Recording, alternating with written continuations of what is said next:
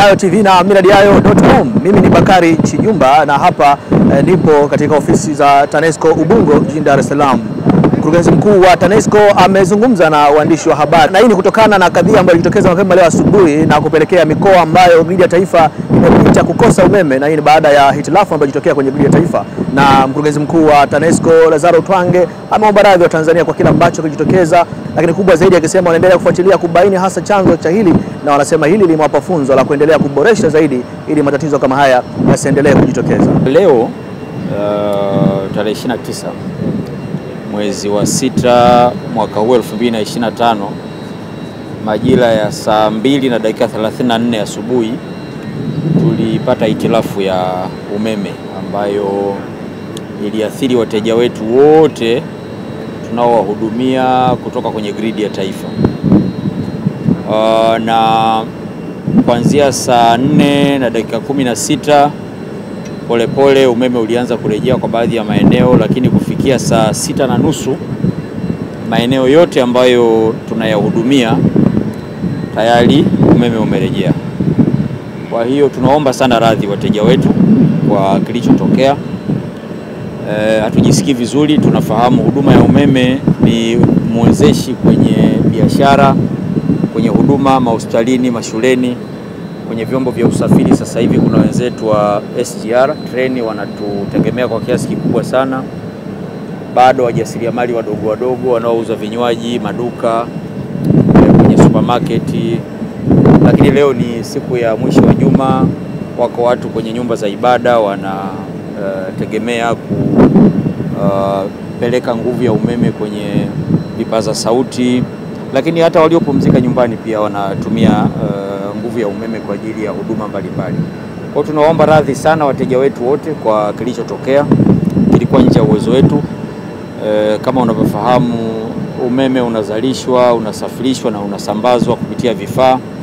Vifaa vinaweza kwa wakati wowote ule vikapata hitilafu ambazo wakati fulani zinakuwa nje ya uwezo wetu, lakini muhimu wataalamu wamejitahidi kadri walivyoweza na huduma imerejea. Kila jambo linapotokea linasababisha pia funzo.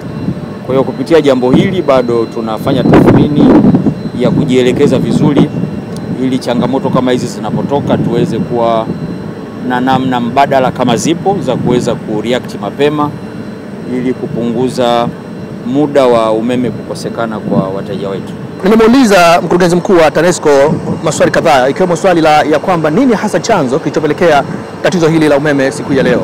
Unajua, kama nilivyosema, umeme unazalishwa, unasafirishwa na unasambazwa, na ukiangalia mtandao wetu wa miundombinu ya kusafirisha umeme na kusambazia umeme umetembea kilomita nyingi sana.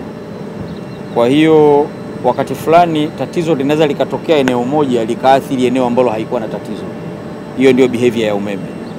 Kwa hiyo bado tunafanya tafiti za kuangalia nini hasa kilisababisha, lakini itoshe kusema ilikuwa ni hitilafu ya kiufundi na ambayo tunaendelea kuifanyia kazi, na tunamshukuru Mungu kwamba huduma imerejea.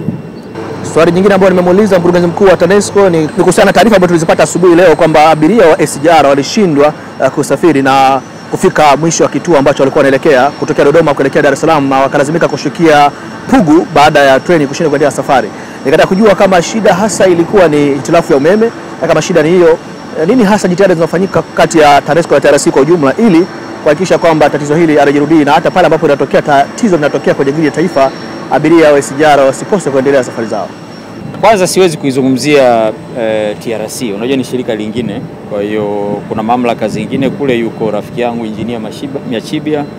Kama kuna jambo linalohusu shirika lake na huduma anayoitoa atazungumza mwenyewe, lakini ninachoweza kusema mimi ni kwamba TRC ni mteja wetu mkubwa sana na tunafanya naye kazi kwa karibu na tunabadilishana taarifa vya kutosha.